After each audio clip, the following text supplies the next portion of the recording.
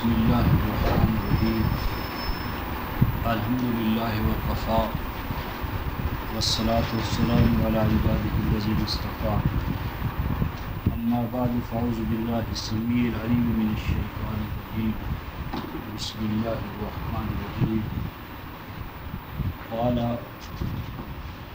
فما ربکما یا موسیٰ قال ربنا الذی اعطى كل شيء خلقه ثم هدى صدق الله مولانا العظيم وبلغنا رسولنا النبي الكريم ونحن على ذلك من الشاهدين الشاكرين والحمد لله رب العالمين. محترم، آج ہم قرآن فہمی کے حوالے سے تیسرے اصول کی تفہیم کے حوالے سے یہاں جمع ہے، اور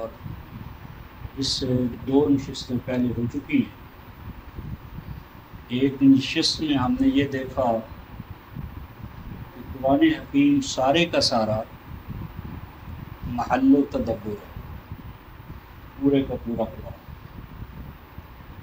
اور یہ بات ہم نے اخذ کی ہے سورہ صاد 38ویں سورہ جو ہے اس کی آیت نمبر 29 سے کہ کتاب انزلناہ الیک مبارک لیدبروا آیاتہ ولیتذکر اولو الالباب. یہ پورے کا پورا قرآن اور اس کی سب آیات یہ محل تدبر، اور تدبر کا یہ فریضہ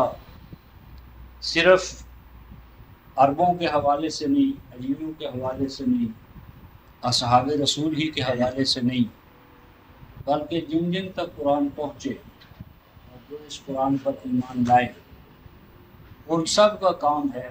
کتاب اللہ کی سب آیات پر تدبر کرنا. اور اس تدبر کا ایک دوسرا اصول جو ماسٹر کی ہے، شاہ کلید ہے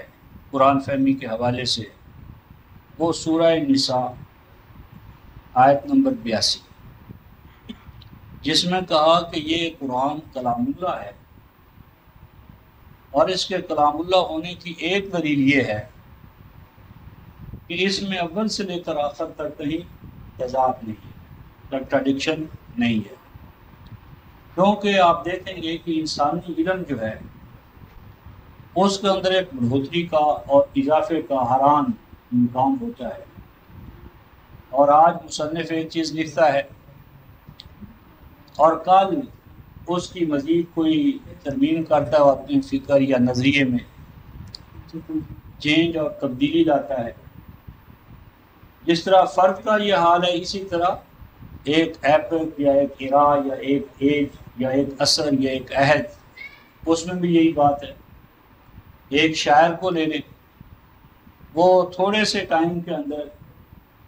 اپنے جو شاعری کا کلام ہے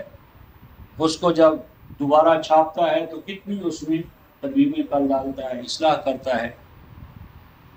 اور بعض اوقات اپنے فکر سے آؤٹ گرو ہو جاتا ہے.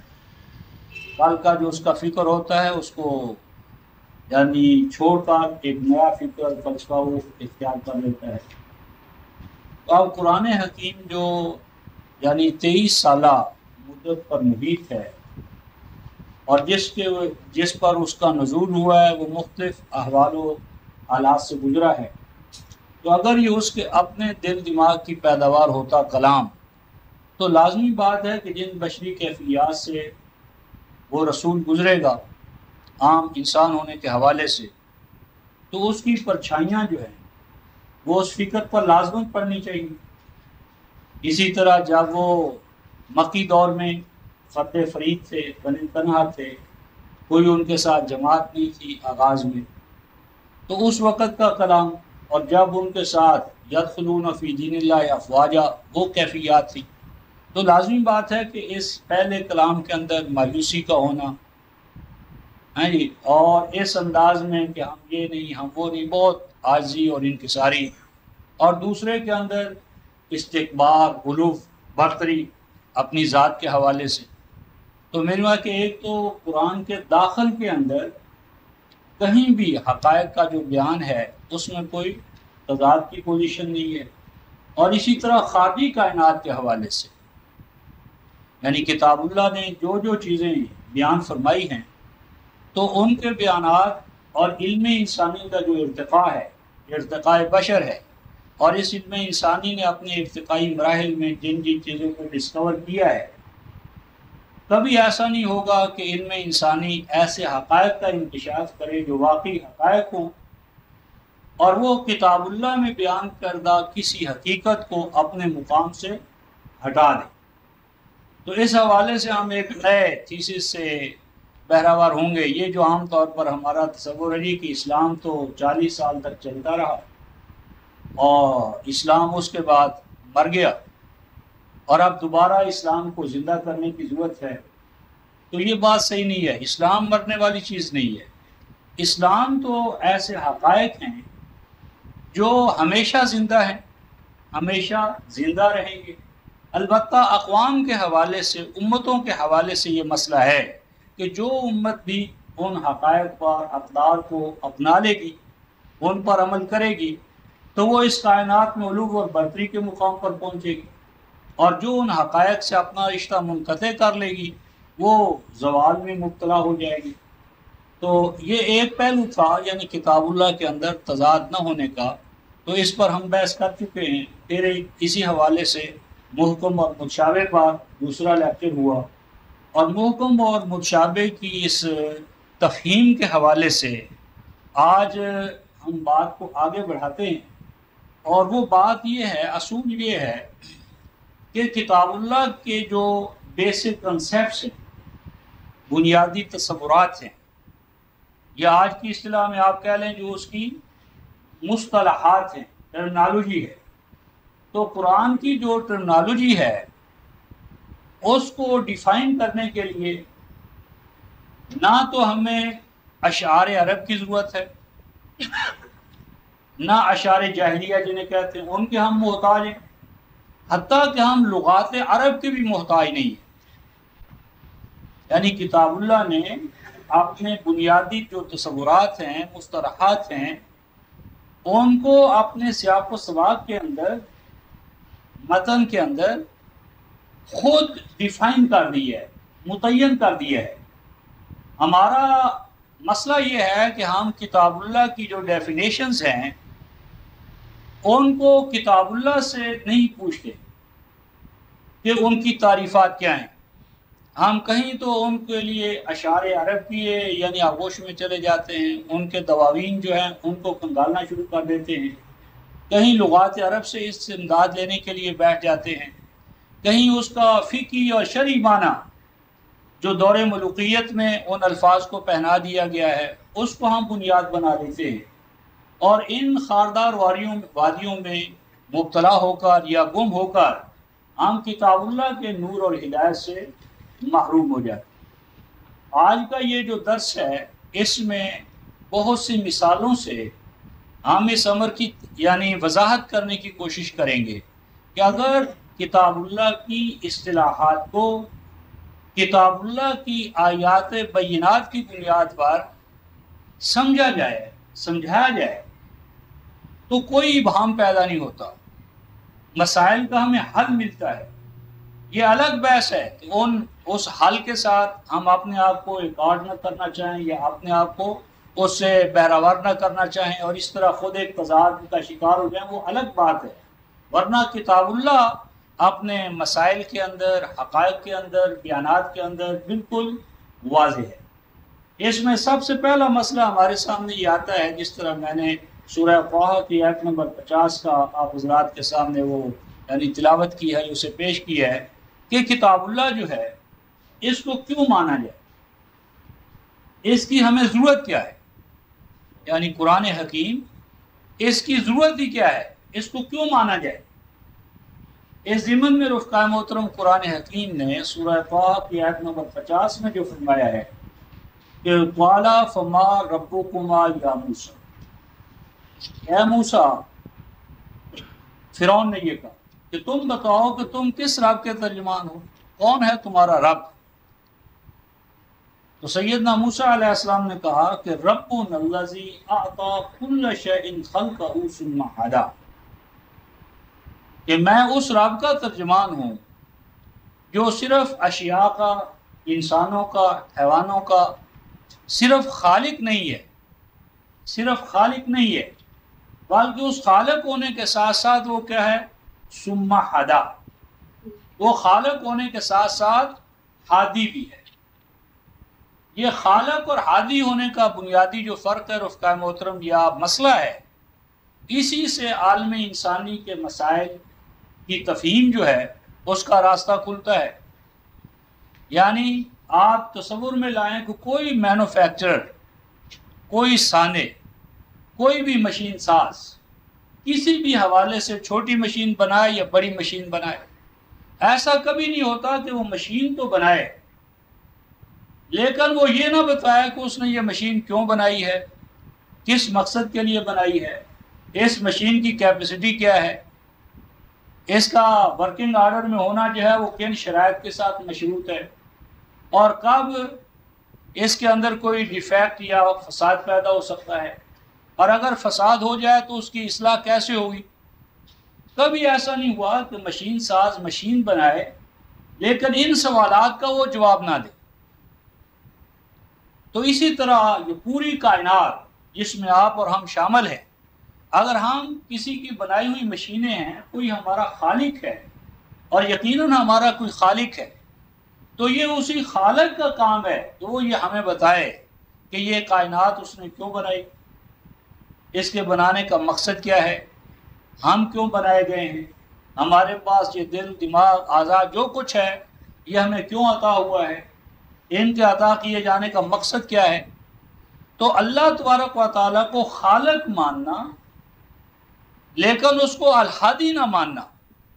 یہی سے تمام فساد جو ہے وہ اس دنیا کے اندر پیدا ہوتا ہے۔ تو اللہ تبارک و تعالیٰ کو الہادی ماننے کا معنی یہ ہے کہ انسانی دنیا کے اندر رفقائے محترم جب انسان کلاسز کے اندر، طبقات کے اندر تقسیم ہو گیا، تو اب جب بھی کوئی ایک طبقہ جو ہے وہ دوسرے طبقے کے لیے قانون بنائے گا، یا ایک رنگ والا دوسرے رنگ کے لیے، یا ایک علاقہ دوسرے علاقے کے لیے، تو لازمی بات ہے کہ ہر طبقہ، ہر کلاس، ہر رنگ، ہر علاقہ اپنے مفاد کا تحفظ کرے گا اور اپنے ماں سوا جو ان کا بیڑا غرق کرے گا۔ اس لیے اس دنیا میں فساد کی اصلاح یا امان یا امن اسی وقت پیدا ہوگا جب رب العالمین جو ہے اس کو ہم اپنے لیے لاگیور مانیں، اس کے قانون حیات کو اپنے لیے صحیح معنی میں حیات کا، نشو و نما کا رب اور قانون دان، قانون بنانے والا اور ہادی اور رہنما مانیں۔ تو یہ ایک مسئلہ تھا کہ اس دنیا کے اندر جو فساد ہے اس کا ایک باعث یہ ہے کہ انسانوں نے رب کے قانون سے، قانون نشو و نما سے، قانون ربوبیت سے جب سے اپنا منہ موڑا ہے اور طبقات اور کلاسز کے اندر سوسائٹی بٹی ہے، تو اس کو دوبارہ سعادت اسی دن نصیب ہوگی جب کہ الہادی رب جو ہے اور اس کو رب العالمین مان کر اس کا ربوبیت عالمینی کا نظام جو ہے اس کو ہم اپنے لیے یعنی بنیادی قانون حیات کے طور پر قبول کریں گے۔ اور اس حوالے سے رفقائے محترم زمین کے اندر مثلا فساد کیا ہے، تو عام طور پر ہمارے ہاں چھوٹی چھوٹی جو چیزیں ہیں ان کو ہم نے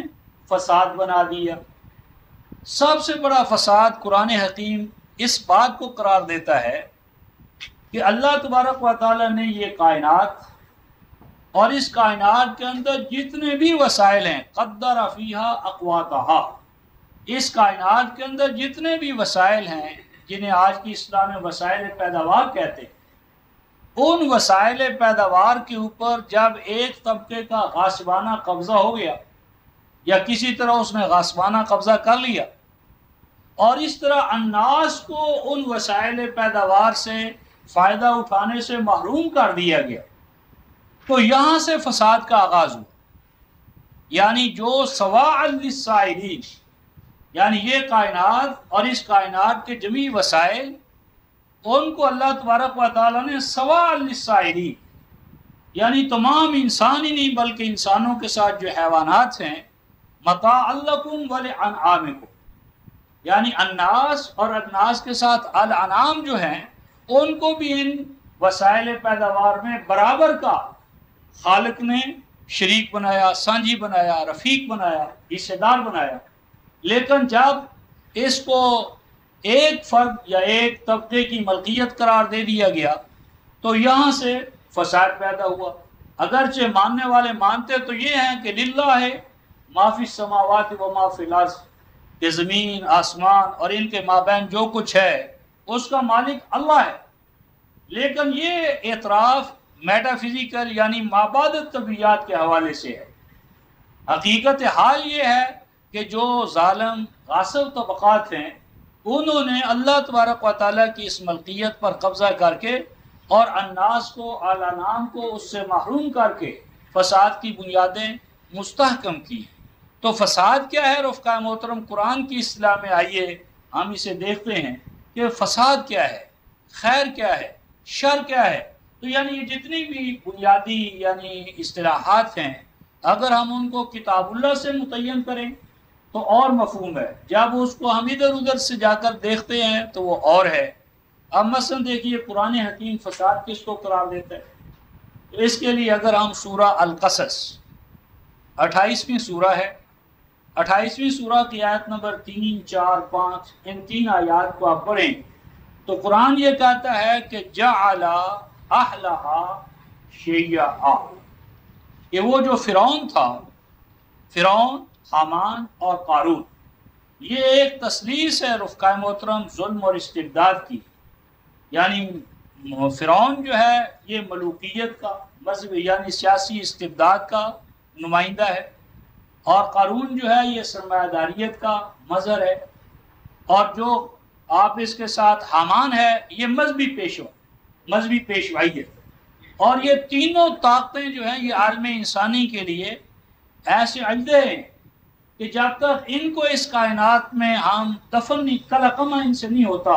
عالم انسانیت کے اندر سکھ کا سانس جو ہے، یا یوں سمجھ لیجئے کہ ایک نظریہ خلافت ہے اور دوسرا نظریہ ملوکیت ہے، اور خلافت سے مراد بنو امیہ یا بنو عباس یا بنو عثمان کی خلافت نہیں ہے، خلافت آدم، اور خلافت آدم جو ہے وہ بھی من حیث آدم جس میں ذکر اور انثیٰ دونوں شامل ہیں۔ تو یہ جو فساد تھا رفقائے محترم قرآن اسے کہتا ہے کہ فرعون جو تھا جعل اہلہا شیعا،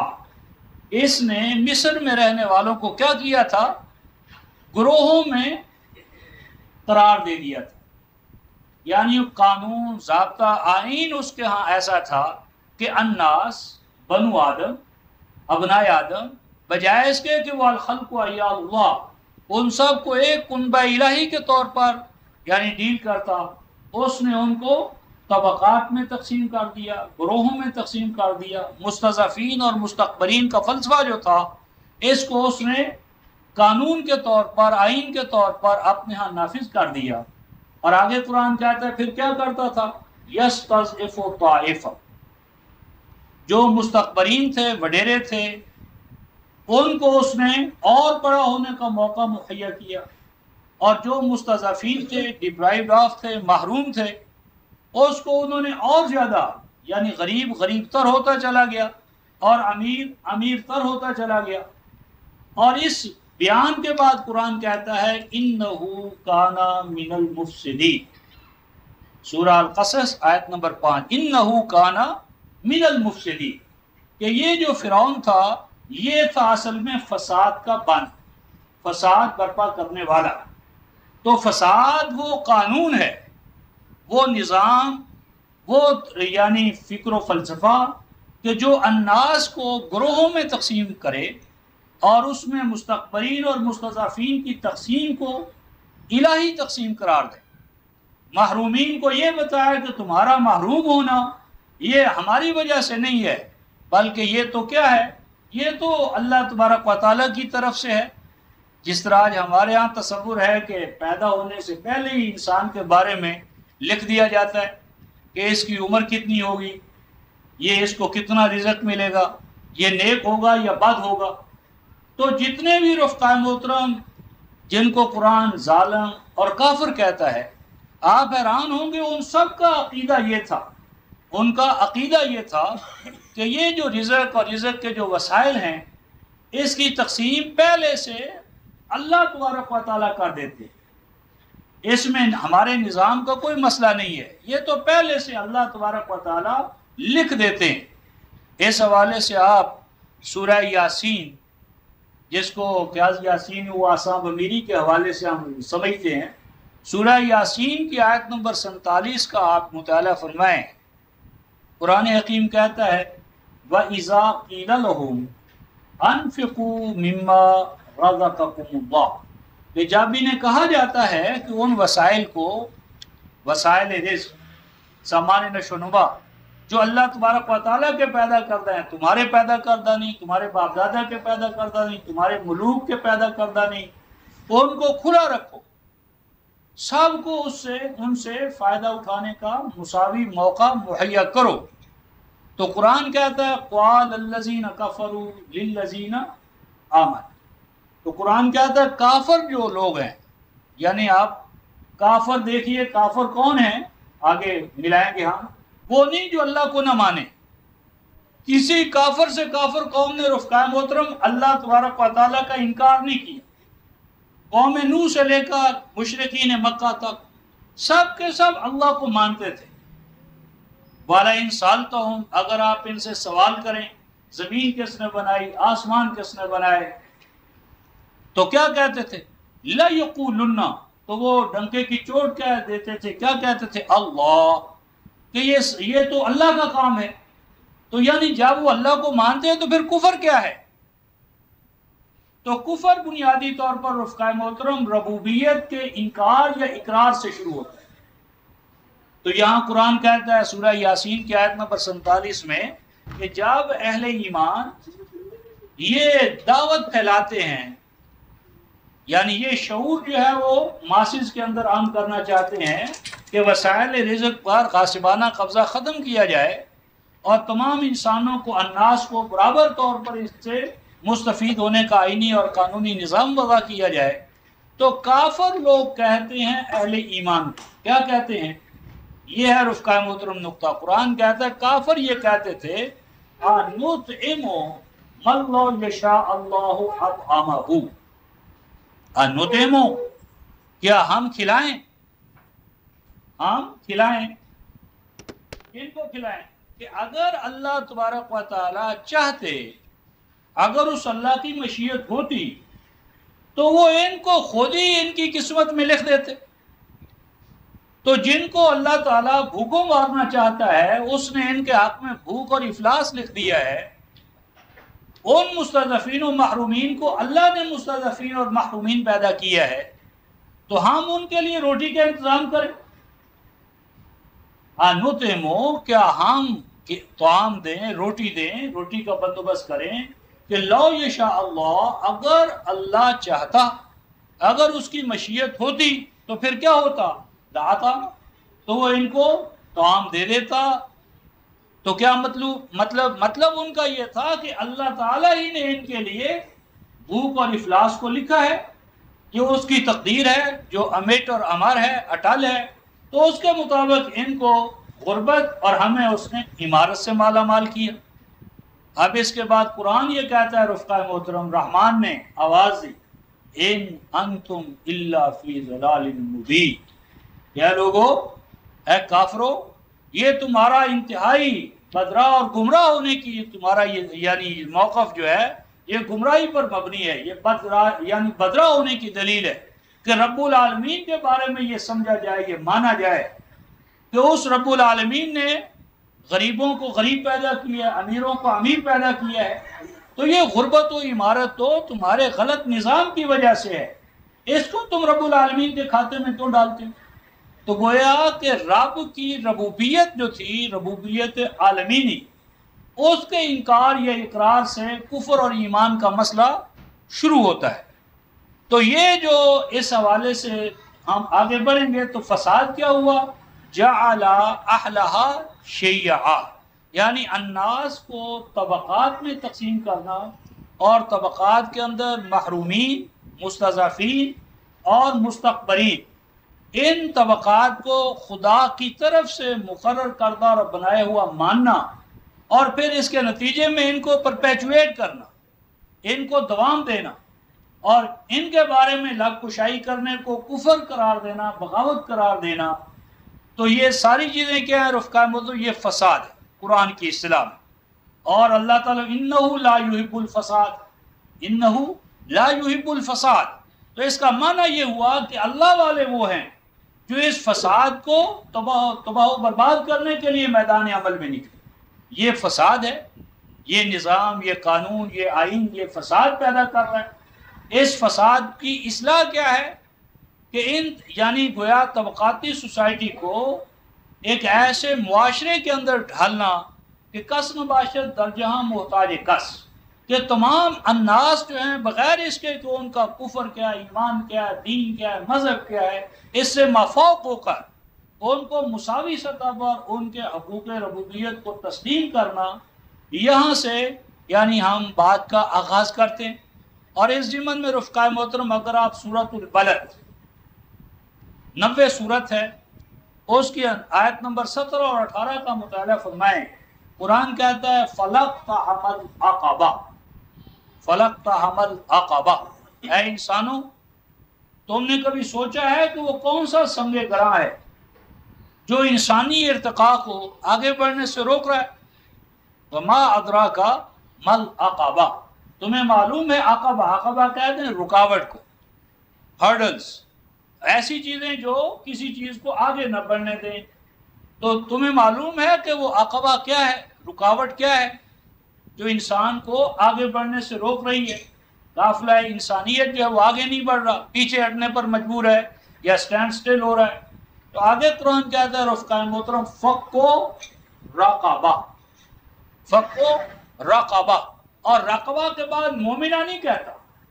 فَقُّ رَقَبَۃٍ مؤمنہ نہیں کہتا، فَقُّ رَقَبَہ، یعنی جب بھی ایک بھی انسانی ذات، ایک بھی انسان کا بچہ، ایک بھی ابن آدم کیا ہے، وہ غلام ہے، وہ سلیو ہے، وہ اپنے اختیار و ارادے سے محروم ہو چکا ہے، اس سے اس کی خلافت چھین لی گئی ہے، تو وہ پورا جو نوع انسانی کا قافلہ ہے وہ آگے بڑھنے کے قابل نہیں۔ ایک انسانی بچے کا غلام ہونا یہ پوری نوع انسانی کے ماتھے پر کلیم کا ٹیکا ہے قرآن کے نقطہ سے۔ فَقُّ رَقَبَہ، یہ ہر انسان گویا آزادی و خود مختاری کا مالک ہونا چاہیے۔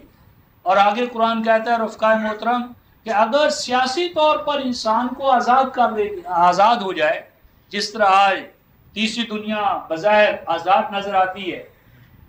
لیکن قرآن کہتا ہے کہ اگر سیاسی آزادی کسی قوم کو مل جائے، کسی فرد کو مل جائے، لیکن معاشی طور پر وہ قوم غلام ہو، معاشی طور پر اقتصادی طور پر ڈیپینڈنٹ ہو کسی اور پر، تو قرآن کہتا ہے پھر بھی وہ سیاسی آزادی جو ہے وہ ناپائیدار ہے۔ اطعام فی یوم ذی مسغبہ، کہ سیاسی آزادی مستحکم نہیں ہو سکتی، وہ پائیدار نہیں ہو سکتی تاہاں کہ اطعام، طعام نہیں کہتا رفقائے محترم، طعام کا معنی ہوتا ہے کھانا، اور اطعام باب افعال ہے جس کا معنی ہے کھانا کھانے کا ایسا نظام وضع ہو جائے کہ اس کو حق اور عین کے طور پر روٹی ملنا شروع ہو جائے۔ طعام نے اطعام یعنی ان کو مسلسل روپے ہم کھانا پینا اس کا یعنی آئینی اور قانونی ان کا حق بن جائے۔ اطعام فی یوم ذی مسغبہ، پھر آگے کہتا ہے یتیما ذا مقربۃ او مسکینا ذا متربہ، فرمایا بالخصوص ایسے دور میں، ایسے حالات میں یتیما ذا مقربہ، کہ جب انسان کندھے کے ساتھ کندھا ملا کر کھڑا ہے لیکن اس کے باوجود انسان یکا و تنہا، یعنی انسان یعنی احساس تنہائی میں مبتلا کر دیا گیا باوجود اس کے کہ وہ کراؤڈڈ ہے، ہجوم ہے، ہجوم میں ہوتے ہوئے، آبادیوں میں ہوتے ہوئے انسان گویا تنہا اپنی مصیبتیں، اپنے مسائب جھیلنے پر مجبور ہے۔ اور یتیمن ذا مقربہ، اور آگے قرآن مسکینن ذا متربہ، اور وہ مسکین کام کرنے والا، محنت کش،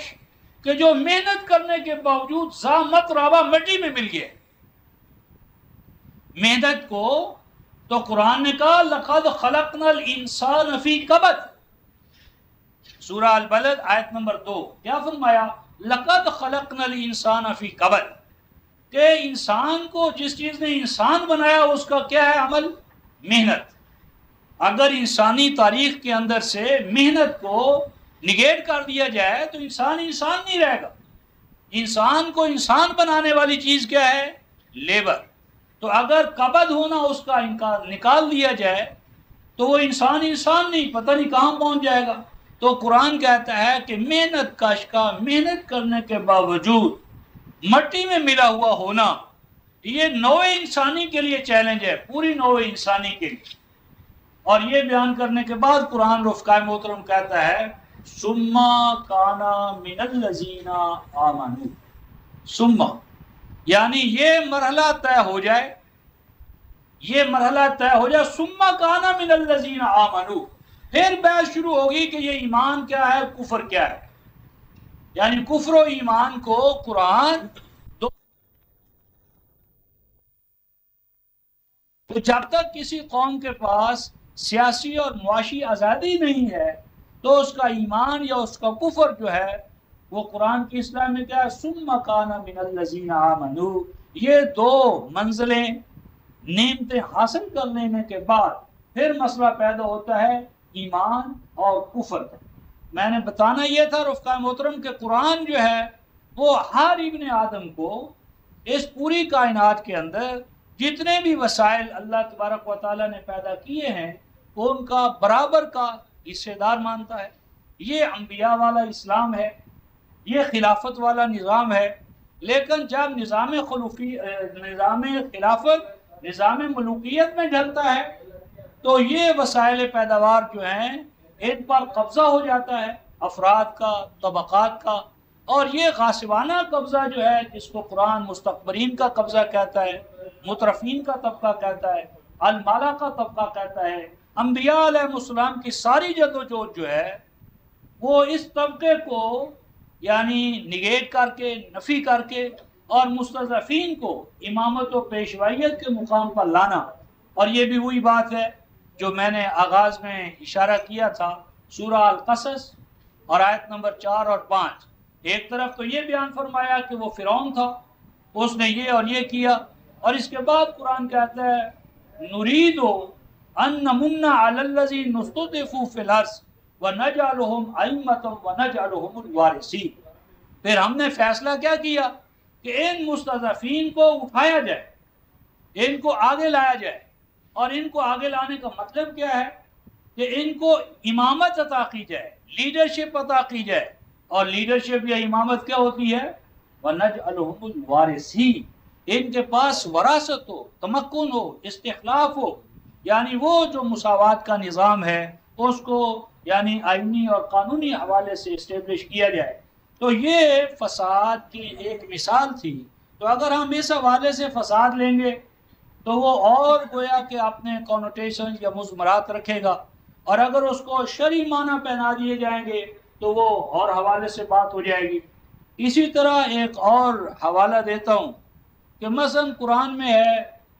یا بعض دوست کہتے ہیں صاحب اس قرآن کو ہم کیا پڑھیں،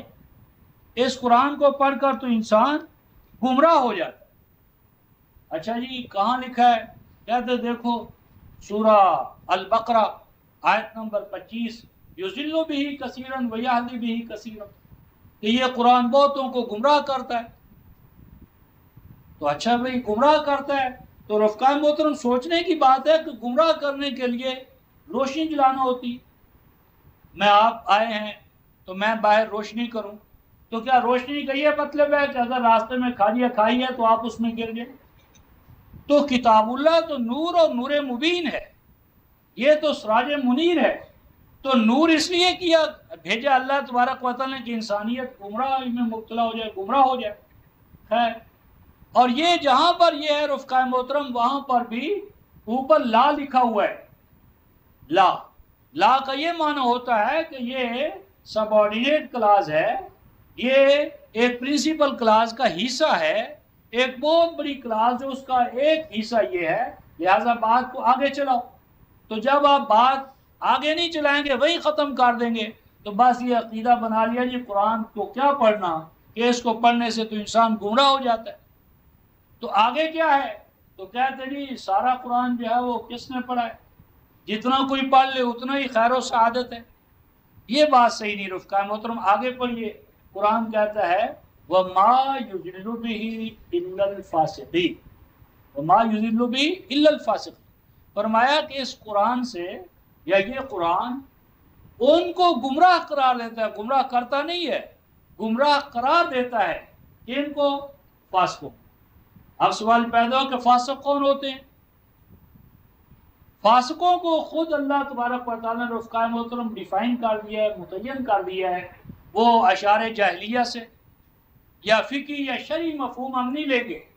کتاب اللہ نے خود ہی ڈیفائن کر دیا۔ کیا فرمایا؟ الذین ینقضون عہد اللہ من بعد میثاقہ ویقطعون ما امر اللہ بہ ان یوصل ویفسدون فی الارض اولئک هم الخاسرون۔ فاسق کون ہوتے ہیں؟ فاسقوں کا پہلا رفقہ محترم امتیاز یا وصف خاص یہ بیان فرمایا کہ جو عہد و پیمان انہوں نے اللہ تبارک و تعالیٰ کے ساتھ باندھا ہوتا ہے، کیا ہوتا ہے، اس عہد و پیمان کو کیا کرتے ہیں؟ ٹکڑے ٹکڑے کر دیتے ہیں، اس عہد و پیمان کو پارا پارا کر دیتے ہیں، بھلا دیتے ہیں، پس پش ڈال دیتے ہیں، پہلی بات۔ نمبر دو، وَيَقْطَعُونَ مَا أَمَرَ اللَّهُ بِهِ أَن يُوصَلَ، جن چیزوں کو اللہ تبارک و تعالیٰ نے باہم موصول کیا ہے، جوڑا ہے، جوڑا رکھا ہے، وہ ان کے اس جوڑ کو توڑ دیتے ہیں، اور پھر نتیجہ کیا نکلتا ہے کہ اس سے زمین میں فساد ہی فساد برپا ہوتا ہے، ہر طرف فساد ہی فساد ہوگا۔ اب یہ دو چیزیں جو پہلی ہیں رفقائے محترم کے، جو چیز اللہ تعالیٰ کے ساتھ پختہ عہد کے طور پر وہ قوم یا ملت یا امت باندھتی ہے، اس کو وہ کیا کر دیتی ہے؟ پارا پارا، ٹکڑے ٹکڑے بھلا دیتی ہے۔ اب آئیے یہ دیکھیں کہ وہ عہد کیا ہے، کون سا عہد ہے کہ جس کو فاسق قوم جو ہے وہ چھوڑ دیتی ہے، بھلا دیتی ہے، توڑ دیتی ہے۔ یہ رفقائے محترم سورہ توبہ 9 سورت ہے، اس کی آیت نمبر 111۔ قرآن کہتا ہے ان اللہ اشتری من المؤمنین انفسهم واموالهم بان لهم الجنہ، کہ بے شک مومن تو وہ ہیں کہ جو اللہ تبارک و تعالیٰ کو بیچ دیتے ہیں، دے دیتے ہیں، واپس کر دیتے ہیں رضاکارانہ طور پر، کیا؟ اپنی جان بھی اور اپنا مال بھی، یعنی جو جان و مال ان کے پاس ہے وہ مرکز کے ساتھ، اللہ کے ساتھ عہد کرتے ہیں کہ آج سے یہ جان ہماری نہیں، یہ مال ہمارا نہیں، یہ جان و مال وقف ہے الناس کے لیے۔ اب یہ جان و مال دے دینا، اس سے دستبردار ہو جانا الناس کے لیے، ایک ایسے معاشرے کے قیام کے لیے کہ جو قرآن کی اصطلاح میں جنت ہے، تو آج اس جنت کے لیے ہمارے ہاں کیا ہے؟ نہ جان کی ضرورت ہے نہ مال کی ضرورت ہے، جان و مال کے ہم خود مالک بن گئے، حالانکہ مومن ہونے کے ناطے سے جان و مال دیے بغیر جنت کے حصول کا کوئی امکان نہیں ہے۔ لیکن یہاں بھی ایک ڈنڈی ماری، اور وہ یہ کہ یہ جنت تو آپ کو ملتی ہے کہاں؟ آخرت میں، مرنے کے بعد۔ تو یہ رفقائے محترم دین سارے کا سارا مذہب کے حق میں جب ڈھلتا ہے، دین جب مذہب میں تبدیل ہوتا ہے، نبوی اسلام جب ملوکیت والے اسلام میں تبدیل ہوتا ہے تو دین مذہب بن جاتا ہے، اور مذہب کا معنی یہ ہے کہ اس کا کوئی امپیکٹ الحیات دنیا میں، یعنی قبل از مرگ زندگی جو ہے، اس کے کسی مسئلے کا حل اس کے پاس نہیں رہتا۔ یہ مذہب ہے، یعنی الحیات الدنیا، حیات عرضی جو ہے، قبل از مرگ زندگی جو ہے، جس میں کہ انسان کے مسائل ہیں، مشکلات ہیں، اور ان مسائل و مشکلات کا حل مطلوب ہے۔ مذہب الحیات الدنیا کے مسائل و مشکلات سے اپنا دامن بچا کر سارے کا سارا زور اور اپنا جو یعنی اس کا امپیکٹ ہے یا وہ اثر ہے وہ الحیات الآخرہ. حالانکہ ابھی ہم دیکھیں گے کہ الحیات الدنیا اور الحیات الآخرہ یہ دونوں ملتے ہیں تو ایک اکائی بنتی ہے. یہ یقطعون ما امر اللہ بہ یوصل کے اندر ہم اس کو دیکھیں گے کہ اللہ تعالیٰ نے قرآن میں الحیات الدنیا اور الحیات الآخرہ یہ دونوں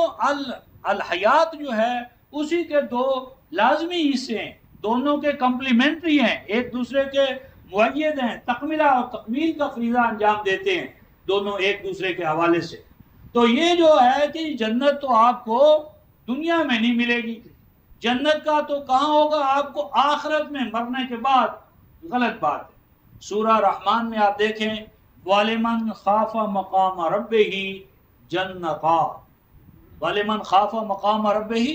جَنَّتَانِ، کہ جو قوم، جو امت، جو ملت اللہ تبارک و تعالیٰ کے نظام ربوبیت کے لیے اٹھ کھڑی ہو، قیام کرے، کھڑی ہو جائے، عزم راسخ کر لے کہ اللہ تعالیٰ کے نظام ربوبیت کو ہم نے نافذ کرنا ہے، جاری کرنا ہے، تو قرآن کہتا ہے جنتا. وہ ان کے لیے ایک جنت نہیں ہے، دو جنتیں ہیں. تو یہ دو جنتیں کون سی ہیں؟ عقبہ میں تو ایک ہی جنت ہے. عبداللہ ابن عباس سے پوچھا گیا وما ہما جنتان، کہ یہ دو جنتیں کیا ہیں؟ تو فرمایا جنت فی الدنیا و جنت فی الآخرہ، حیات دنیا میں بھی جنت اور حیات آخرہ میں بھی جنت. اور اصل میں الحیات الدنیا کی جنت جو ہے یہ الحیات الآخرہ کے لیے دلیل ہے، یہ شاہد ہے. اگر دعویٰ ہو اور اس کے لیے کوئی دلیل نہ ہو تو وہ دعویٰ کون تسلیم کرے گا؟ اس کے لیے آپ سورہ نازعات 79 سورہ جو ہے اس کی 1 آیت سے لے کر 13 تک اگر آپ پڑھیں تو بظاہر یوں ہی نظر آتا ہے کہ جس طرح یہ آخرت کی بات ہو رہی ہے، مرنے کے بعد کی بات ہو رہی ہے. لیکن آیت نمبر 14 میں 79/14 میں آپ کیا دیکھیں گے؟ حل اتاکا حدیث موسیٰ، حل اتاکا حدیث موسیٰ، کیا آپ کو کچھ خبر ہے کہ موسیٰ علیہ السلام کی کشمکش جو فرعون کے ساتھ ہوئی اس کا نتیجہ کیا نکلا؟ یعنی اگر آپ سوچیں کہ اگر پہلی 13 آیتوں میں حیات بعد الموت والی جنت یا اس کا مسئلہ ہے تو آیت نمبر 14 کا کوئی تعلق نہیں رہتا. اس کے لیے کوئی استدلالی پہلو جو ہے وہ بالکل ختم ہو جائے گا، کیونکہ موسیٰ علیہ السلام کے ساتھ جو کچھ ہوا وہ تو حیات ارضی میں ہوا. تو الحیات الاخرہ والی جنت جو ہے یا جہنم جو اس کے ساتھ اس کا کوئی ریلیشن شپ جو ہے وہ قائم نہیں ہوگا. اور یہ مسئلہ صرف سورہ نازعات پر نہیں ہے، قرآن کی اکثر صورتوں کے ساتھ ہم نے یہی کیا ہے. مثلا سورہ زلزال لیں، اذا زلزلت الارض زلزالہا، کہ جب زمین میں ایک زلزلہ آئے گا، بہت بڑا زلزلہ، واخرجت الارض اثقالہا، اور زمین اپنے اندر جو کچھ ہے سب کو باہر نکال کر لے آئے گی. اب دیکھیے کہ یہاں پر ہمارے علماء نے کہا یہ زلزلہ آخرت کا زلزلہ، قیامت کا زلزلہ جو ہر چیز کو توہ بالا کر دے گا. تو جب رفقۂ محترم ہر چیز توہ بالا ہو جائے گی اور سب چیزیں باہر آ جائیں گی تو آگے ذرا پڑھیں وَقَالَ الْإِنسَانُ مَا لَهَا، اور انسان کہے گا کہ اس زمین کو کیا ہو گیا. تو اب سوچنے والی بات ہے کہ جب تمام چیزیں توہ بالا ہو گئیں، قیامت کا زلزلہ آ گیا اور اس نے ہر چیز کو تباہ و برباد کر دیا اور زمین کی نچلی چیزیں اوپر آ گئیں، تو انسان کہاں ہوگا؟ یہ انسان کہاں بچے گا؟ کون سا انسان ہوگا جو زمین کو کہے گا کہ قَالَ الْإِنسَانُ مَا لَهَا؟ وہ انسان حیرانگی سے کہے گا کہ اس الارض کو کیا ہو گیا. اور آگے قرآن کہتا ہے وَتُحَدِّثُ أَخْبَارَهَا، کہ زمین اپنی تمام تاریخ کو، ماضی کی جو اس کی تاریخ ہے اس میں سے ایک ایک چیز کو دوبارہ دہرانا شروع کر دے گی. تو کس کے لیے دہرائے گی؟ یعنی کس کے فائدے کے لیے، کس کی شہادت کے لیے؟ تو میری مراد یہ تھی کہ کتاب اللہ کے اندر ایک بہت بڑا گھپلہ جو ہم نے کیا ہے کہ جہاں انقلاب الحیات ارضی کے حوالے سے تھا، جہاں پر الجنہ الحیات ارضی کے حوالے سے تھی، وہ تمام مقامات جو ہیں ان کو بھی ہم آخرت میں اٹھا کر لیں گے. اس کے ساتھ آپ سورہ المائدہ اس کی آیت نمبر 13 اور 14 دیکھیں. کہ پہلے سیدنا موسیٰ علیہ السلام کے حوالے سے میثاق کا ذکر ہے، اور میثاق کے بعد فرمایا کہ اگر تم اس میثاق پہ قائم رہے تو اس کے نتیجے میں کیا ہوگا؟ تمہارے لیے جنات ہوں گی، وہ جنات تجری من تحتہا الانہار، سورہ المائدہ آیت نمبر 13، وہ جنات کہ جن کی سرسبزی و شادابی کے لیے دریا نہریں وقف ہوں گے۔ اب یہاں بھی جب ہم آئے تو علماء نے کہا کہ یہ جنت بھی آخرت کی جنت ہے، الحیات الارضی میں تو کوئی جنت ہے ہی نہیں۔ لیکن آگے رفقان آیت نمبر 14 میں آپ پڑھیں گے فَمَنْ كَفَرَ بَعْدَ ذَلِكَ، کہ جو ان جنات کو پا لینے کے بعد، حاصل کر لینے کے بعد کفر کا رویہ اختیار کر لے گا، اس سے یہ جنات واپس لے لی جائیں گی، تو وہ اخرى والی عقبہ والی جنت جو ہے اس کے لیے تو واپسی کا کوئی امکان نہیں ہے۔ تو یہ رفقان محترم الحیات الدنیا جو ہے اس کے اندر بھی بنیادی طور پر ثواب ہے، عذاب ہے، جنت ہے، جہنم ہے، اور یہ جنت اور جہنم جو ہے یہ انبیاء علیہ السلام کی جدوجہد جو ہے اس کا ایک یعنی پہلو یہ بھی ہے، اور جنت وہ گویا کہ مقام یا معاشرہ ہے کہ جس میں فرمایا کہ نہ تجھے بھوک ستائے، نہ تجھے پیاس ستائے، نہ تجھے سورج کی گرمی اور سردی جو ہے، سورج کی گرمی اور موسم کی سردی جو ہے یہ تجھے آقا تنگ کرے۔ ان تمام چیزوں سے جہاں پر انسان کو شیلٹر یا تحفظ قانونی اور آئینی طور پر حاصل ہو، تو یہ بھی الجنہ کا ایک پہلو ہے۔ تو یہ جو فرمایا کہ جنت لینے کے لیے یا ایسا معاشرہ قائم کرنے کے لیے جان اور مال دے دینے کا عہد، یہ انبیاء علیہ السلام کے ساتھ جو ہوا، اور آگے قرآن کہتا ہے کہ یہی وعدہ ہے جو آج تمہارے ساتھ ہے، یہی تھا سیدنا موسیٰ علیہ السلام کے ساتھ، اور یہی تھا سیدنا مسیح علیہ السلام کے ساتھ، وعدن علیہ حقا فی التوراۃ والانجیل والقرآن۔ تو یہ تمام جو رفقان انبیاء علیہ السلام کی جدوجہد تھی، تو اس کا ایک پہلو الحیات الدنیا میں یہ تھا کہ اللہ تبارک و تعالیٰ کی مخلوق سے ان وسائل کو جو اللہ تعالیٰ نے برابر کے لیے سب کے سب انسانوں کے لیے، الناس کے لیے پیدا کیے ہیں، تو ان سے بعض افراد کا محروم کر دیا جانا اور بعض کا ان پر غاصبانہ قبضہ ہو جانا، تو اس چیز کا قلع کما کر کے نظام ربوبیت کا قیام، یہ بھی الدین کے فرائض و واجبات میں سے تھا۔ تو اس کو کلیتاً مذہبی پیشوائیت نے ختم کر دیا، اس کو آخرت پر مرنے کے بعد کے ساتھ مشروط کر دیا، اور دین مذہب میں تبدیل ہو گیا، اور بالکل یہی صورتحال جو رفقائے محترم آج ہمارے اندر ہے، ہمارے اندر یعنی غلامی۔ قرآن نے تو کہا تھا فق و رقبہ، کہ غلامی، ایک بھی ابن آدم اگر غلام ہے تو پوری نوع انسانی جو ہے وہ سر اٹھا کر چلنے کے قابل نہیں۔ لیکن ہمارے یہاں ایسی فقہ مدون ہو گئیں کہ انسانوں کی خرید و فروخت جو ہے اس کو نہ صرف جائز قرار دے دیا گیا، بلکہ یہاں تک کہ اگر غلام اپنے آقا سے بھاگ جائے، عابد جسے کہتے ہیں، فَإِن صَلَّى، پس اگر وہ نماز پڑھے گا تو اللہ نماز قبول نہیں فرمائیں گے، اگر وہ صوم یعنی روزہ رکھے گا تو اللہ اس کا روزہ بھی قبول نہیں کریں گے، کیونکہ اللہ یہاں پر مالکوں کا طرفدار ہے، وہ رب المستضعفین نہیں ہے، وہ تو رب المترفین بن گیا، کہ جو گویا کہ وسائل پہ قابض طبقات ہیں انہی کا وہ رب بن گیا، کہ اگر آقا کے پاس وہ واپس چل کر نہیں آئے گا تو اللہ نہ اس کی نماز قبول کرے گا، نہ صوم روزہ اس کا قبول کرے گا۔ بلکہ کہا نہیں جی اسلام تو دین رحمت ہے، کس معنی میں؟ کہ اس معنی میں جی کہ اگر غلام ہے تو وہ مالک سے اپنی آزادی خرید لے، اس کو کہتے ہیں مقاتبت، کہ وہ پیسے دے دے اور پیسے دے کر وہ اپنی غلامی ختم کر لے اور آزادی خرید لے، اور اس کو کیا کہتے ہیں؟ مقاتبت، یعنی آزادی خریدنا۔ اب دیکھیے فقہی اسلام اور قرآنی اسلام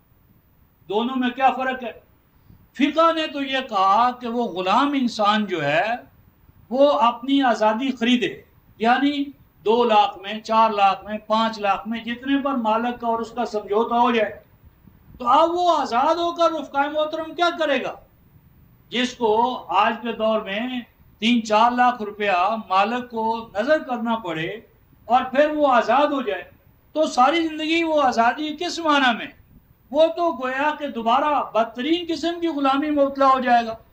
اب دن رات محنت کرے گا، محنت کرے گا، اور محنت کا محصل جو ہے وہ مالک کی جیب میں چلتا چلا جائے گا۔ تو یہ آزادی ہے؟ یہ تو تھا فقہی۔ لیکن اب آئیے قرآن کی طرف۔ قرآن کہتا ہے کہ اے لوگو، وہ یعنی اللہ کی مخلوق یا اللہ کے بندے کہ جو آج تمہارے قبضے میں آ گئے ہیں ماضی کے حوالے سے، فرمایا کہ ان کو آزاد کرو،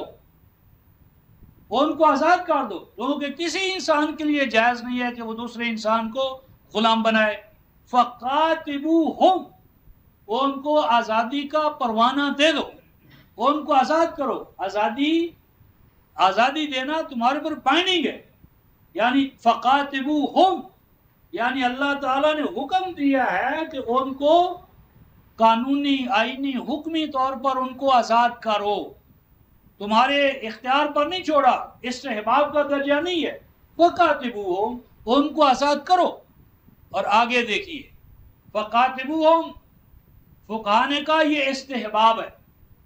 یعنی مستحب یہ ہے، بہتر یہ ہے، حالانکہ فقاتبو فعل امر ہے، اللہ حکماً فرما رہے ہیں کہ تم ان کو آزاد کرو۔ تو جو غلامی کے قلقمہ کے لیے اللہ کا حکم تھا وہ کیا ہوا؟ استحباب بن گیا کہ تمہاری ڈسکریشن پر ہے، چاہو تو ان کو آزاد کر دو، نہ چاہو تو نہ آزاد کرو۔ اللہ کا حکم اس طرح پامال ہو گیا۔ اور آگے دیکھیے، آگے قرآن نے یہ کہا کہ نہ صرف تم ان کو آزاد کر دو، بلکہ آزاد کر دینے کے بعد فَآتُوهُم مِّن مَالِ اللَّهِ الَّذِي آتَاكُمْ، انہوں نے اب تک کما کر جو کچھ تمہیں دیا ہے تو آزاد کرتے وقت ان کو وہ مال لوٹا دو۔ فقہ نے کہا کہ ان سے مال لو اور آئندہ کے لیے بھی ایگریمنٹ کر لو کہ اتنے لاکھ روپیہ تم دو گے تو تم آزاد ہوگے۔ اسلام نے کہا نہیں، ان کو آزاد کرنا تمہاری بائنڈنگ، اور مزید برآں یہ کہ آزاد ایسا نہ ہو کہ آزاد ہو کر بھی معیشت اور اقتصاد کے حوالے سے تمہارا غلام رہے، نہیں، جاتی دفعہ ان کو فآتوہم، دو تم ان کو، من مال اللہ الذی آتاکم، اس مال میں سے جو مال اللہ تبارک و تعالیٰ نے تمہیں عطا کی ہے، یعنی جو مالی وسائل تمہارے پاس ہیں تم اپنی حیثیت کے مطابق ان کو دو، پھر ان کو یعنی جانے دو اپنے گھر کے باہر، یعنی وہ جانے دینا تو تمہارے اوپر نہیں، جانا تم نے ہے، آزاد کرنا تمہاری بائنڈنگ ہے۔ اور مزید برآں یہ کہ تم جاتی دفعہ ان کو مال دو، مالی معاونت کرو، اور یہ کوئی یعنی خیرات کے طور پر نہیں، یہ اللہ کا حکم ہے۔ اور مزید برآں یہ دیکھیں رفقائے محترم کہ سورہ محمد 47ویں سورہ آیت نمبر 4 کہ پہلے جو ماضی میں غلام تھے ان کے بارے میں حکم دیا کہ آزاد کرو، اور اب رہا مسئلہ آئندہ کے لیے، تو آئندہ کے لیے جو یا ماضی میں جو غلامی کی انسٹیٹیوشن تھی رفقائے محترم، اس کا بہت بڑا سبب کیا تھا؟ وہ تھی جنگیں۔ جب ایک قبیلہ دوسرے قبیلے پر چڑھائی کرتا تھا، ایک قوم دوسرے قوم پر چڑھائی کرتی تھی، تو پہلے تو شکار کا ماحول تھا، اس کی نفسیات الگ تھی، زرعی تہذیب آئی، اس کی نفسیات الگ ہوئی۔ تو زرعی دور کے اندر یعنی انسانوں نے انسانوں کا جب استحصال کیا تو اس کا ایک مصرف انہیں یہ نکالا کہ ان کو غلام بنایا، کیپٹنز آف وار غلام بنائے، اور غلام بنا کر ان کو جوت دیا زراعت کے اندر، محنت کے اندر۔ یہ غلامی جو تھی اس کا ایک باعث یا سبب کیا تھا؟ جنگ، اور یہ عالمی سطح پر تھی۔ لیکن آپ دیکھیے قرآن حکیم نے کیا کہا، سورہ محمد آیت نمبر 4، قرآن نے کہا کہ دیکھو جس وقت تک تو جنگ ہو رہی ہو اس وقت تک جنگ کے جو قیدی ہیں فشد الوثاق، ان کو تم اپنے پاس رکھو، حتی تازہ الحرب اوزارہا، یہاں تک کہ جنگ ختم نہ ہو جائے۔ اور جنگ جب ختم ہو جائے، جنگ ختم ہو گئی، اب جو کیپٹنز آف وار ہیں ان کے ساتھ کیا کیا جائے؟ اب ہمارا اسلام تو فقہی اسلام تو یہ کہتا ہے کہ ان کو مرد ہوں تو بانٹ لو، اور عورتیں ہوں ان کو غلاموں کے طور پر اور ان کو باندیوں کے طور پر، اور نعوذ باللہ نہ صرف ان کو اپنی جنسی یعنی لذت کشی کے لیے بلکہ دل بھر جائے تو آپ چاہیں تو دوسروں کو بھی دے سکتے ہیں ہدیہ کے طور پر، اور مالک کے لیے تو نکاح بھی کی بھی کوئی شرط نہیں ہے، وہ جو ممتوع ہے وہ تو اس کا مال ہے، یعنی 4 بیویاں اور وہ جو ہیں ان کی تو کوئی حد ہی نہیں رکھی۔ لیکن قرآن کیا کہتا ہے؟ قرآن کہتا ہے رفقا محترم فَإِمَّا مَنًّا بَعْدُ وَإِمَّا فِدَاءً، کہ آپ جب وہ غلام تمہارے پاس نہیں ہوں گے، وہ جو یعنی جنگ کے قیدی ہیں تمہارے پاس، فَإِمَّا مَنًّا بَعْدُ وَإِمَّا فِدَاءً، فرمایا فضیلت تو یہ ہے، تمہاری انسانیت اور ایمان کا تقاضا تو یہ ہے کہ تم ان کو آزاد کرو، اور آزاد نہیں کر سکتے اس طرح بغیر کچھ لیے دیے، فداء تو کچھ رینسم لے لو، یعنی ان کا کچھ فدیہ لے لو، اور فدیہ لے لو تو بھی آزاد کرنا ہے تم نے، ویسے ہی کرو تو یہ تمہارے لیے زیادہ بہتر ہے۔ اب اس پر بعض دوست کہتے ہیں صاحب اگر کوئی قوم جو ہے وہ اپنے قیدیوں کو نہ لے تو ہم کیا کریں؟ تو رفقا محترم کوئی ایسی قوم ہے جو اپنے قیدیوں کو نہ لینا چاہے؟ اس ضمن میں ایک تاریخی لطیفہ یاد آیا، 1972 میں ہمارے ہاں جو ہمارے پاکستانی قیدی تھے ہندوستان کے پاس، تو ان کی رہائی کے لیے یو این او کو ایک اپیل کی ہماری ایک ایسی سیاسی جماعت نے جو اسلام اور دین کا سارا وہ نظام لے کر اٹھی ہے، تو ان کے ہاں غلامی کا بالکل مستقل ادارہ ہے، غلامی ہوگی، اور غیر مسلموں کی جو یعنی قیدی ہوں گے وہ غلام بنیں گے، اور عورتیں ان کی کنیزیں اور باندیاں بنیں گی۔ تو اس جماعت نے بھی اپیل کی، اور اپیل کس کو کی؟ یو این او کو، اور کہا کہ جی یو این او کو چاہیے کہ وہ عام پاکستان کے قیدیوں کو رہا کروائے، آزاد کروائے، ہندوستان پر پریشر ڈالے کہ وہ ہمارے قیدیوں کو آزاد کرا دے۔ تو میں نے ان کے ایک قائد محترم سے پوچھا کہ مولانا آپ یوں کیوں نہیں کہتے یو این او سے کہ وہ آپ کے مقدس اسلام پر عمل کرے، کیونکہ انٹرنیشنل لا بین الاقوامی قانون تو یہی بنے گا کیف تدین و تدان، جو آپ دوسروں کے ساتھ کریں گے وہ آپ کے ساتھ کیا جائے گا۔ تو اگر آپ کے پاس ہندو قیدی کے طور پر آ جاتے تو آپ کیا کرتے؟ یعنی اگر آپ اپنے اسلام پر عمل کریں گے تو اسی طرح کریں گے کہ ان کے مردوں کو غلام بنا لیں گے اور ان کی عورتوں کو باندیاں۔ تو اگر آج آپ کے اس مقدس اسلام پر ہندوستان والے عمل کریں تو یہ بقول تمہارے جب خدا کا اعلیٰ دین ہے، تو اگر اس دین پر غیر مسلم عمل کرے تو آپ اس کو کیسے روکیں گے؟ تو آپ کافر یو این او جو ہے اس کے پاس جا رہے ہیں، اسے کہتے ہیں کہ آپ کے قیدیوں کو وہ رہا کروائے، آپ اپنا اسلام کیوں چھوڑتے ہیں؟ آپ یوں کہیں کہ آپ یو این او والوں کو کہیں کہ ہندوستان کو کہا جائے کہ وہ ہمارے مقدس اور اعلیٰ دین پر عمل کرے تاکہ آپ کے مرد قیدی غلام بنا لیے جائیں اور عورتیں باندیاں۔ تو گویا کہ اس اسلام کو عالمی سطح پر ہی نہیں، ہم اپنی داخلی دنیا کے اندر خود رد کر رہے ہیں، خود گویا کہ اس قابل بنا رہے ہیں کہ اس پر آج عمل نہیں ہو سکتا۔ تو کہنا میں نے یہ تھا رفقا محترم کہ قرآن حکیم کو سمجھنے کے لیے ایک بنیادی بات یہ ہے کہ جو بھی قرآن کی اصطلاح ہو، جس طرح بھی ہم فاسقوں کے بارے میں بات کر رہے تھے،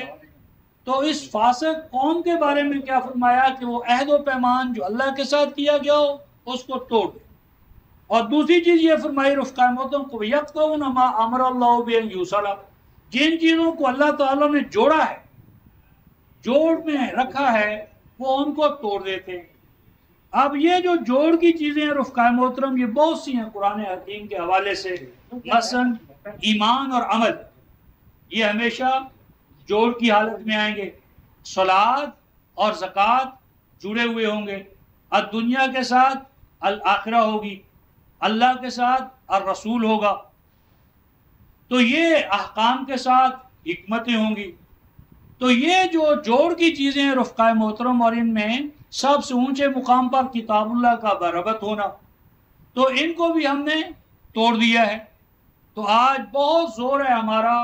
صلات پر، اور اس کے لیے ہم نے کمیٹیاں بنائیں. لیکن جب زکوٰۃ کا مسئلہ آیا تو زکوٰۃ کی تفہیم چونکہ فقہی حوالے سے تھی، تو ہم نے امت کو دو حصوں میں تقسیم کر دیا کہ سنیوں کے لیے نظام زکوٰۃ اور ہوگا، اور ہمارے اہل تشیع بھائیوں کے لیے اور ہوگا. اور دن تو منا رہے تھے ہم ابو بکر کا، کہ جس نے کہا تھا کہ اگر کوئی زکوٰۃ کے لیے وہ جو اونٹ پہلے دیتا تھا اور اس کی نکیل دینے سے بھی انکار کرے گا تو ہم اس کے خلاف جہاد کریں گے. یہ آگے جب تصور زکوٰۃ پر ہم گفتگو کریں گے تو اس میں یہ مسئلہ اور واضح ہو جائے گا. لیکن ہم نے کیا کیا، کمپرومائز کر لیا، اور عالمی سطح پر دین جو ہے وہ ایک مذاق کی چیز بن گیا. تو کہنا یہ تھا رفقائے محترم کہ جتنی بھی قرآن حکیم کی اصطلاحات ہیں ان کا مفہوم خود کتاب اللہ سے متعین کیا جائے، اور اس کے تعین کا یہ طریقہ ہے کہ اس کے سیاق و سباق میں دیکھا جائے، اور یہ دیکھا جائے کہ کہیں وہ ال کے ساتھ تو نہیں ہے، جس طرح الفاسقین. تو اگر وہ پراپر ناؤن کے طور پر ہو تو اس کے بعد الذین یعنی اس کو خود جو کتاب اللہ نے ڈیفائن کیا ہے، اللہ تعالیٰ نے ڈیفائن کیا ہے، تو اس کو اس ڈیفینیشن کے حوالے سے یعنی سامنے رکھا جائے. تو اس سے ہم اپنے مسائل اور مشکلات کو کتاب اللہ کے حوالے سے حل کرنے میں یقیناً کامیاب ہوں گے. تو خلاصہ کلام یہ تھا کہ قرآن کی اصطلاح میں فساد بنیادی طور پر عالم انسانی کو طبقات میں تقسیم کرنا، اور وسائل رزق پر ایک گروہ کا قبضہ آئینی اور قانونی طور پر تسلیم کرنا، اور بقیہ کو ان سے محروم کرنا، اور اس نظام کو پرپیچویٹ کرنے کا دعویٰ یا جو بھی ادارہ ہو وہ فساد پرور ہے. تو اس فساد پرور نظام کا قلع قمع یہ امت مسلمہ کا فریضہ ہے، اور یہ کہ زمین کے اندر سے ہر طرح کی سیاسی غلامی، معاشی غلامی، اقتصادی غلامی، اس کا قلع قمع یہ آپ کے اور ہمارے فرائض و واجبات میں سے ہے. اور اس میں دین یا مذہب کا بھی کوئی سوال نہیں. ہر ابن آدم جو ہے وہ مکرم و محترم ہے، اور اس حوالے سے ربوبیت کے حقوق جو ہیں اس کو آئینی طور پر حاصل ہونے چاہیے. اور ان حوالوں سے ہمارا تعالوا الی کلمۃ سواء بیننا و بینکم، تو ان مشترک اقدار کے حصول کے لیے ہم سب اگر ایک دوسرے کے ساتھ دست و بازو بن کر آگے بڑھیں، اور کسی یعنی مسئلے میں ہمارا کوئی اختلاف بھی ہو تو اس کو ہم مخالفت میں تبدیل نہ کریں. آخر دعوانا ان الحمد للہ رب العالمین. سبحان ربک رب العزت عما یصفون وسلام علی المرسلین.